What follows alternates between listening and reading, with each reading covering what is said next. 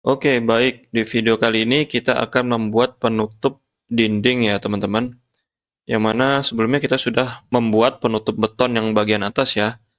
Nah, sekarang kita akan membuat penutup dinding yang di sebelah kiri ya, dan juga di sebelah kanan meja saya ini.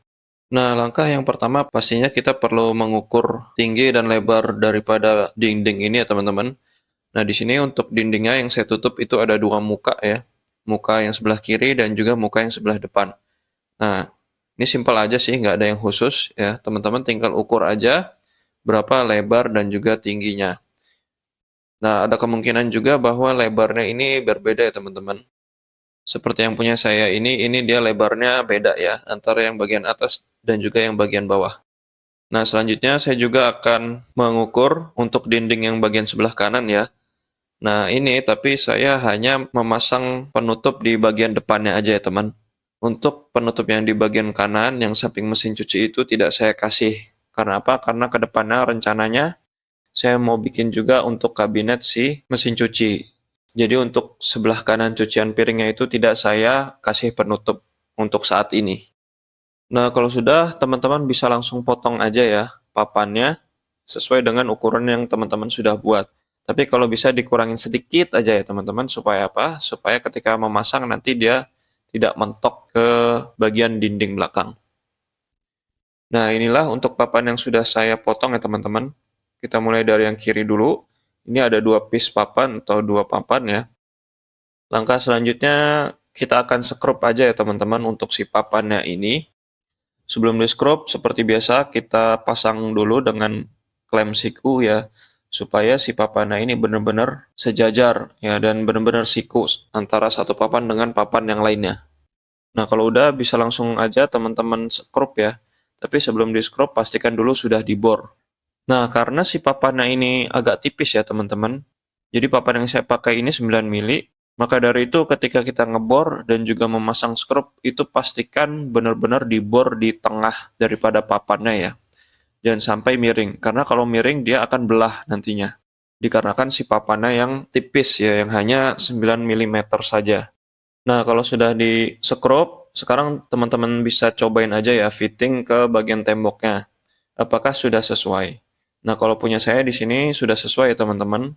Paling tinggal yang penutup beton atas itu aja perlu saya potong. Karena sebelumnya saya buat itu sengaja ya. Saya panjangkan sampai ujung. Nah, sebelum dipotong ini simpel aja digarisin ya supaya saya tahu mana yang harus dipotong. Lalu si papan penutup betonnya ini saya lepas. Kalau sudah dilepas, bisa langsung teman-teman potong aja menggunakan circular saw. Ini dia untuk penutup betonnya ya teman-teman yang sudah saya potong. Ya selanjutnya saya coba lagi pasangkan si penutup temboknya.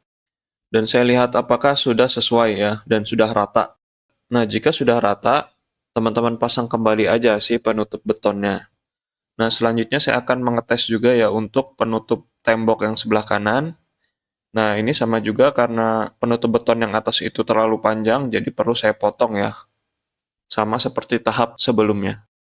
Nah, jika penutup temboknya sudah jadi, langkah selanjutnya adalah bisa teman-teman laminasi aja ya untuk si penutup temboknya tersebut. Nah, kalau sudah dilaminasi, selanjutnya kita akan bor si penutup temboknya ini. Untuk apa? Untuk kita fixkan atau kita pasang dia ke temboknya. Jadi teman-teman bisa mulai ngebor dari bor yang kecil ya, seperti yang saya pakai ini.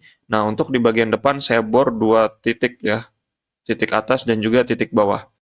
Nah, selanjutnya untuk yang bagian kirinya juga saya bor juga ya, dua titik sama, yaitu titik yang atas dan juga titik yang bawah. Nah, kalau udah teman-teman bisa besarkan lubang yang ada di temboknya ya teman-teman pakai mata bor 6 mili. Kalau sudah dibor, teman-teman tinggal masukin aja visernya ya. Saya pakai viser S6 sama yang saya gunakan dengan sebelumnya. Nah, selanjutnya teman-teman perlu membuat countersink ya atau membuat dudukan kepala sekrup di papan penutupnya ini ya. Supaya apa? Supaya nanti si sekrupnya itu ketika kita pasang dia rata dengan permukaan papan alias tidak menonjol ya. Nah, kalau udah teman-teman bisa lakukan cara yang sama untuk titik-titik lainnya ya dan juga untuk di dinding yang sebelah kanan. Nah, kalau udah teman-teman bisa langsung aja skrupin ya si papannya ini ke tembok supaya dia benar-benar fix dan tidak bergerak ke kanan dan juga ke kiri. Nah, selanjutnya kita akan menutup lubang-lubang ini ya teman-teman. Tapi kita akan bahas di video berikutnya.